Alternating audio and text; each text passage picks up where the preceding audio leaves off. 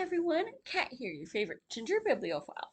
So we're gonna do the April wrap-up with her cute, sleepy big girl over here. Little man's busy getting attacked by JB for, trying to take his afternoon nap. So we actually had a pretty good month. We got 13 books read, 5 from our TBR pile, and we got I managed to get 3 from the library, and the rest were I'm still managing to stay off of Kindle Unlimited. These were ones that I just had on my Kindle that I've been getting free forever. So we're gonna start with the actual off my physical TBR as always, and then go through all the rest of these. And of course, they're a jumbled mix of, a little bit of everything. So, we've got some dark stuff, we've got some fairy tales, we've got everything. In fact, we're starting off with a demon comedy, Carpe Demon by Julie Kenner. The Adventures of a Demon Hunting Soccer Mom. And this one, it did make me giggle. It didn't make me laugh as much as the name and that cover would, lead you to believe. I already did a little, short kind of one-off review, and I always do actual shorts of, hey, I knocked one off the TBR pile, so y'all can keep track of what I'm on. So, and honestly, so that I can keep track of how many have I read versus how many have I bought. And this was just a fun little. It's more of like a human interest thing. There's not a whole lot of like demon. It's more we're trying to find out, where the big bad guy is and how we're gonna take him out, what he's after. But this just some, stay-at-home mom living in suburbia, and then a demon comes crashing through the kitchen window right before a big, last minute, of course, cocktail party for her wannabe politician hubby. And it goes from there. My favorite part, honestly, was just how she interacts with her teenage daughter. And the, of course, always up to something toddler. So, this is, didn't love it, didn't hate it, straight up 3-star. Good time, but not going to be following up. And then we had this fun one that I really did love, and I want more of this series. This is Pulse by Jeremy Robinson. It's the first book I've ever read by him. I've never heard of this author, but it gave kind of Sigma Force vibes of we have like this ancient, myth that has come back to life with help of, rich bad guys intent on taking over the world, and some guys going, yeah, we're not gonna let that happen. Oh yeah, what do you think you found, big girl? Like, oh, I'm too big for that. I can't hop down. And she's over here talking junk, not even looking at anyone. She's yelling at the garage. I think big girl might be faking it, trying to get some treats. But we end up with, of course, Hydra and Hercules legend and some rich, corrupt geneticist and some other folks caught in the crossfire. And it's just action and smart alecky, and we get to travel all around the world. There's a little, I'm pretty sure they did a little something, something. But it's, if you want action packed, and we already know what's going to happen with books like these. The bad guy's always going to be some, like, evil billionaire, and he's going to get what's coming to him. But how that's going to happen, like, what kind of evil plan and how he's going to bite it, that's the fun part. Like, just say, it's about the journey, not the destination. And this was a good journey. And then there was MC Beaton's Death of a Cad. This is one where I loved it and I hated it. I got it from the library sale for, 50 cents. But this was basically, it's a very small Scottish Highlands town. And, this is part of the Hamish Macbeth series where Hamish is the one cop in town. Come here, little man. Yes. Are you done with your, nap and guard duty? With your hair on your face? And, we've got some chick that's, hey, I got engaged to this guy. We've known each other almost 2 weeks, so, yay, let's get married. He proposed after a week. And now mommy and daddy want to throw a party and go, finally, she's decided to settle down like a proper woman. Except for he's an absolute prick. It's some, like, playwright that finally did something good in London, and so now they're going to Scotland to go, hey, let's see my parents at their, castle. And go, we're high society now. And of course, he's just complaining that it's Scotland instead of London and thinks he's better than everyone. And you want him to be the dead one. Sadly, he's not.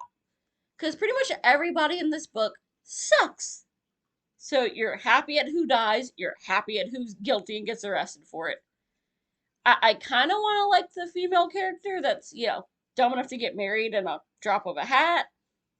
Except for she just has no freaking spine. She's like, yeah, this guy's treating me like crap, but mommy and daddy will like him, so, he's got proper breeding. And as anybody who's anybody knows, you don't have to love him, you just have to have proper breeding, and, that's what it's all about. Like, she likes our, cop who everybody's hating on because, ugh, he's a cop. He's not part of society. How dare he, question us because we're killers. So the best part was, glimpses of the area. And of course, they're like, oh, well, he's stupid because we all talk proper. And, anyone who we look down on has a very heavy, Scottish accent and, speaks in a different kind of dialect. So it's like, y'all are definitely hating on your own people. So it's kind of annoying. Like, you're supposed to hate the bad, like the upper crust folks. But I don't like books where I hate pretty much all the characters, so it was on purpose, but it really didn't do it for me. And then this one, it was amazing and very hard to read. It's The Plantation by Chris Kosneski. And as you can guess, the main topic of this is, slavery. They're in, the New Orleans, because the, Payne's girlfriend has been kidnapped, and they track her down to, she's on this plantation that nobody's heard of, because, hey, it's supposed to be long gone, but, yeah. It's basically, hey, reverse KKK, y'all did this to us, y'all, made us slaves, and then we have the KKK going. In some places it has not gone away, and we got some folks that want revenge. And so Payne's girlfriend gets mixed up in it, and, like, at times you kind of like, alright, I can see why they're doing this, and the other bad guys are like, really? That's your, yeah, you're just a piece of crap looking for an excuse. But it's adventure. I love the back and forth between, our two main characters, because this is the very first book in the Payne and Jones series. You do not need to read this to, understand the rest of the series, and honestly, I'd recommend ditching this one and starting on the second, because the rest of them do not have this really heavy tone that this one does. But it's action, it's shoot 'em up, it's a find out what the heck. There's all kinds of crap that goes on. It's a good time, but it's a very heavy time. So, yeah. Do with that what you will. Good series. I would recommend skipping this one though, just because, yeah. And then I'm starting to get into this. Clive Cussard. Last time I read one of his, it was the Dirk Pitt series. This is the Files. And unlike the last one and the first book I ever read by him that I ended up DNFing because it was just so slow, this started off with a bang and kept freaking going. As implied, we've got the pharaohs kind of tie in, so, Egypt. We've got modern day again. As always, rich bad guy, gonna get it. But, oh, we got the poly. I kind of wish, like, I know James Rollins is like, yeah, he's one of my idols. And James Rollins always goes, here's where I took liberties, this is where I got it from. I wish he had done that with this one, because, like, ooh, I kind of want to know more about, like, how much was this actually researched. Because it starts off with, hey, we're in Egypt, we gave up on the old gods and now we're just worshiping the straight up pharaoh, and now all of our like kids are, dying. Is we're being punished by Osiris for not, worshiping him anymore. So, but if we do, the pharaoh's gonna kill us. So we're kind of meeting in secret, trying to get our kids back, and they're giving a, hey, here's a poison. Use it on the pharaoh, and if you do, I will bring your kids back. If not, they're dead forever. Jump to modern day. There's some crap that goes on. The ship wrecks, and everybody on the island dies, or do they? And of course, we gotta follow who the heck tried to kill off this whole island, and oh, how do we like stop this? How do we bring them back? Like, what the heck is this? Like, you breathe it, you die, but yet we can't find anything. And we're just chasing all over the place, talking junk, getting into fights, blowing stuff up. It was fun. I might need some more of those. And the rest were either library or Kindle. Like I read Somebody Tell Aunt Tilly She's Dead by Christiana Miller. And that was a good freaking time. It's the first one in the series where, she's a witch. She is not doing well. Yeah. She basically has an apartment only because, the landlord was friends with her dad and has kind of semi-adopted her until he started dating this other dude, and, you know, dude's sister is religious nut job. Oh my god, everybody's evil. You gotta get rid of this hoe. And yeah, landlord. She's not even the landlord. She's just, sister of landlord's boyfriend. And just, oh, you want her so freaking cursed. And it kind of gets better, but, we got our witch chick and her, gay best friend who's, I love their stuff. Like, he just gives her so much crap, and it's in one of those, like, you're kind of wrong for saying that, but you can tell they're kind of friendly. If she ain't gonna get off her butt unless you give her a bunch of crap. Oh, you don't like I said this? You want to kick my butt for it? Well, get off of yours and come over here and do it. Oh, well, now that you're up, let's go do this thing that I set up that's gonna help you in the long run.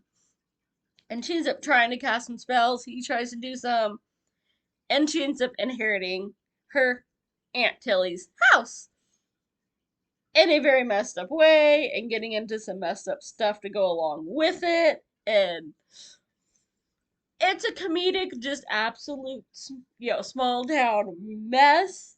It's the first in a series. And the way it left off, I'm like, I kind of wish I had downloaded some more of those because I don't even remember when I got it. I was just literally going, here, let's start at like the very end, like, the first books that I ever downloaded on Kindle that I have not read. Because there might be over 700 of those. Oops. Shh, we ain't gonna talk about that. But hey, they used to be free. If it's free, I'm downloading it if it sounds even remotely interesting. I mean, what's it gonna cost me? A kilobyte. So, that was a good freaking time. There might be more on sale or on Kindle Unlimited. I don't know, but it's worth looking into. There is Quantum Lens by Douglas E. Richards. Had an amazing premise. I ended up starting this one because about halfway through, it just got freaking preachy. Like, I'm a genius and everybody should believe this way, and this is why this works. And, like, we're not even discussing this. We're just talking about, I'm a genius, so of course you're gonna believe me and listen to me. And this is why I have superpowers. Like, yeah. Because you've got freaking, like, magical superhero beings and one that's super evil. Who legit has freaking magic powers through science. That sounds awesome, right? Yeah, no. It does not live up to that at all. He just starts, let me get into all of this and just talk down to you about all of it. They try to have some romance, and nope. So much potential. Such a fail. And there's also The Flesh Market Vampire by M.T. O'Neill. And this was another fun one where I'm like, that. There are some things that I really wish I could actually ask somebody. Like, they give the name of a street. That I hope you just made that up. But I'm pretty sure they didn't. Because they're like, yes, it's written like it sounds like, a symptom of a fun to get disease, but apparently that's not how it is pronounced. But I am not Googling that to make sure it's wrong because, yeah, I know Google is going to show me all kinds of things I do not want to know. But basically, what this is we got some chick that was turned into a vampire centuries ago, and now she polices the other vampires who have only one rule: you do not kill your own kind. So she won't kill them, but she will teach humans how to kill them because there's a nest that has moved into her town, and she does not like people. She's a very antisocial vampire that pretends to hate literally everybody, but she's actually a big softie. And then we have this guy whose sister got, snatched up, and in the midst of trying to go and save her, he gets taken out by a, cab, and she goes and tries to like, hey, this guy noticed he wanted something done about it. He was trying to save his sister, and kind of gets trained into like, oh, you're gonna work with these other homeless folks, and we're gonna take this nest down. And I love the little glimpses of hey, learning some new language, some new scenery. I love the attitude. It's actually like I think this is actually part of a series. It was a good time. Not the best vampire novel in the world, but very interesting. Is more of the interactions because apparently they can go out during the day. It hurts and it diminishes their powers, but they can go out during the day. So we got Daywalker, so it's not as creepy and gothic, but it is fun. And then I read Alice in Wonderland by, of course, Lewis Carroll. We all know how that goes. Though I will be doing a little, page to screen comparison of that versus, the animated Disney version. And along that theme, I also read Unbirthday by Liz Braswell that I got from the library. And oh, it was good. It's more of kind of like the newer versions, the live action, because she's supposed to be 18 in this one, and her sister keeps trying to get her married off. And wait, did I imagine it is Wonderland real? Because I really want to go there and get away from my freaking sister trying to run my life and trying to make me marry people. And I love that, like, you've got the, black sheep off the wall aunt in that one. And oh, it was a good time. Like, some people say, oh, hey, this person is that one in Wonderland. And yeah, when I'm like, oh, I freaking know who you are. They take forever to confirm. I'm like, I knew it, but it was good. And I love what happens to her suitors and the fact that the dad's actually in this one. Like, I really don't want to marry any of my kids, but if I gotta marry off, yeah, I'll marry off the older daughter. Nobody's good enough for my little girl. Quit trying to get her married. And the mom just like, instead of being like she is in the Disney movies of shut up, get married, because you have to be proper society and we need somebody to take care of us. Yeah, I can't talk to her. I'm like, I'm not gonna say it, but she'll sit there and smile and grin and kind of, I'll somewhat help your sister, but not really. Like, they don't like what the sister's doing or the suitors either, and are totally condemning. Like, you might be a little off, but yeah, I might be a little bit too. I'm just not admitting it. That was a really good time. And then I went back to the dark stuff. We got into horror a little bit early with Bound to Darkness by April M. Rain. Oh, that was a good freaking time. I need the next one, which I think is The Turning. But basically is this guy and his very pregnant wife get attacked in the woods, and neither of them make it except for he does. Like, they have him in the morgue and then he comes back to life and goes, oh, I'm strong as heck and I really want some freaking blood, and goes and gets his twins that they managed to save. The wife didn't make it because she was 8 months pregnant and she didn't make it, but the twins did. And he takes them to the woods, or well, more like he gets kidnapped by a head vampire that takes him to his little compound in the woods and goes, we'll keep you alive so long as you promise to make me the serum to make me extra tough and turn your kids the second they turn 18. And these are uber homeschooled. They live in the woods. They don't know anybody exists except for the other vampires who just work during the day. And daddy has never once had a meal with them or anything. But everybody comes out at night. But there's no other houses around. They don't have cars. They don't have electricity. They got nothing. But whatever, it is what it is. That's all they've ever known since the second they were born. And then they figure out what's up like 3 days before their 18th, and crap, vampires are real, and so are werewolves, and dad's one of them. And it kind of creates some family drama. And we get all these battles, and it is dark, it is fun, and there is some twists at the end that are so freaking good. And like, I kind of want to smack up some of these folks. I'm kind of rooting for some of the other ones, but it was freaking good. I loved it. And then I also read City of Ashes by Cassandra Clare. It's the second one in the, Shadow Hunter series. And thank you, Kat, because, yep, I got the recommendation from Kat Reads It. She said, yeah, she was talking about, that's the best one in the series, because I tried to read one long time ago since I watched the movie, kind of liked it, and it just, I actually liked the movie better. It was a bit slow. The second one's better. Well, I can get it from the library, read it. She was right. I freaking devoured this book. There's long waits for holds on all the other ones, so we'll see what goes there, but thanks for the recommendation. I definitely enjoyed that one. It's magic, it's messed up romance, it's teen angst. It's, well, you've kind of got like a love triangle going on, except for they're all fighting it because there's some messed up stuff from the first one. And yeah, if you've seen the Shadow Hunters, like, City of Bones, you know what's up. Or Mortal Instruments, yeah. It's the Shadow Hunter world, but Mortal Instruments is the thing. And the last book I read was just a freaking comedy. And I will link her down below so you can go check out Kat's channel. But Mind Bending Murder by Leslie Langtree. It's another book in the Mary Wrath series, which is very up to no good Girl Scouts and murder. The Girl Scouts are not committing the murders. Though once they get older, I would not put it past Betty.